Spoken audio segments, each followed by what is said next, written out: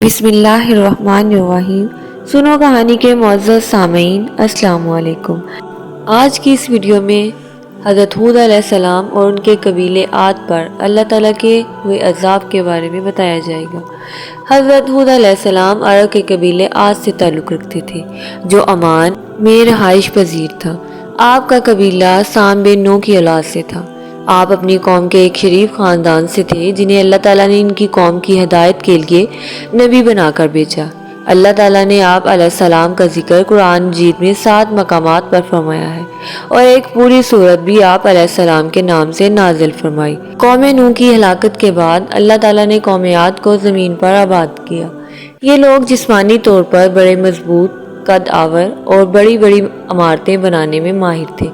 اللہ تعالیٰ نے انہیں خوب مال و دولت سے بھی نوازا۔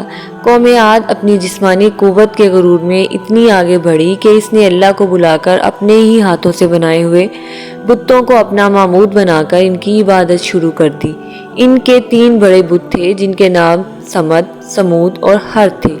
قوم عاد کو گمراہی سے نکال کر ہدایت کی طرف لانے کے لیے اللہ تعالیٰ نے اسی قوم کے ایک فرد حضرت ہود علیہ السلام کو نبی بنا کر ان کے پاس بھیجا۔ جب حضرت ہود علیہ السلام نے نبوت ملنے کے بعد قوم کو شرک اور اللہ کی نافرمانیاں کرتے دیکھا تو انہیں اللہ تعالیٰ کی نعمتیں یاد دلاتے ہوئے توحید کی تعلیم دی اور اللہ تعالیٰ کی نافرمانی سے بچنے کی تلقین کی۔ قوم عاد نے آپ علیہ السلام کی دعوت قبول کرنے کی بجائے آپ کو جھٹلایا اور آپ پر کئی الزامات لگا دیے۔ ایک دفعہ حضرت ہود علیہ السلام نے ایک مشفقانہ خطاب کیا جس میں آپ نے اپنی قوم کو سمجھانے کی بھرپور کوشش کی اور انہیں بتایا کہ اے میری قوم، اللہ تعالیٰ کے سوا تمہارا کوئی حقیقی معبود نہیں۔ میں اللہ تعالیٰ کی طرف سے تمہاری خیر خواہی کے لیے نبی بنا کر بھیجا گیا ہوں۔ مجھے تم سے کوئی دنیاوی لالچ نہیں، میں تو صرف اللہ عز و جل کی رضا کا طلبگار ہوں۔ اگر اللہ تعالیٰ مجھ سے راضی ہو گیا تو مجھے بہترین صلہ عطا فرمائے گا۔ میں تمہارا خیر خواہ ہونے کی حیثیت سے تمہیں نصیحت کر رہا ہوں کہ اگر تم بتوں کی پوجا چھوڑ کر اللہ کے فرمانبردار بندے بن جاؤ تو اس کا فائدہ تمہیں دنیا میں بھی ملے گا اور آخرت میں بھی۔ انسانی تاریخ کا مطالعہ کرنے سے پتہ چلتا ہے کہ جب بھی کسی معاشرے میں ظلم و زیادتی، سرکشی، فتنہ فساد، قتل و غارت، کفر و شرک اور دیگر برائیاں پھیل جاتی ہیں، لوگ شکر گزاری کی بجائے ناشکری کی راہ اختیار کرتے ہیں تو ایسے معاشرے عذاب الہی کا شکار ہو جاتے ہیں۔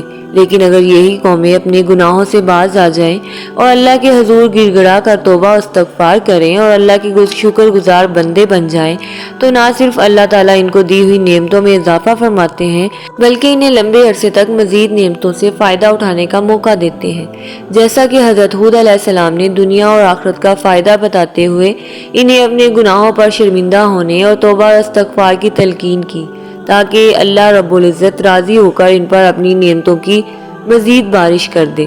حضرت ہود علیہ السلام نے اپنی قوم کو بتوں کی عبادت چھوڑ کر اللہ تعالیٰ کی عبادت کی طرف لانے میں بہت کوشش کی، لیکن جب قوم نے دعوت توحید کو تسلیم نہیں کیا تو آپ علیہ السلام نے قوم کے معبود سے کھل کر بیزاری کا اعلان فرمایا۔ حضرت ہود علیہ السلام اپنی قوم کو سمجھایا کہ اپنے رب کا یہ احسان نہ بھولو کہ اس نے تمہیں قوم نوح کا جانشین بنایا اور تمہیں بہت سی دنیاوی نعمتوں سے نوازا، لہٰذا تم اللہ تعالیٰ کی نافرمانی سے باز آ جاؤ اور میری دعوت توحید قبول کر لو۔ قوم کے سرداروں اور عوام نے برہم ہو کر کہا کہ اچھا، اگر تم اپنی دعوت میں اتنے ہی سچے ہو تو ہمارے لیے اللہ تعالیٰ سے عذاب طلب کرو۔ قوم نے جب عذاب کا مطالبہ کر دیا تو آپ علیہ السلام نے افسوس کا اظہار کرتے ہوئے فرمایا کہ اب تم عذاب الہی کا انتظار کرو۔ اور حضرت ہود علیہ السلام نے اپنی قوم کے خلاف مدد کی درخواست کی تو اللہ نے فوراً آپ علیہ السلام کی درخواست قبول فرما لی اور قوم عاد پر سخت ترین عذاب ہولناک آندھی کی صورت میں نازل فرمایا، جس سے آپ علیہ السلام کی قوم کے تمام نافرمان لوگ ہلاک ہو گئے۔ صرف مومن اللہ تعالیٰ کی رحمت سے عذاب الہی سے محفوظ رہے۔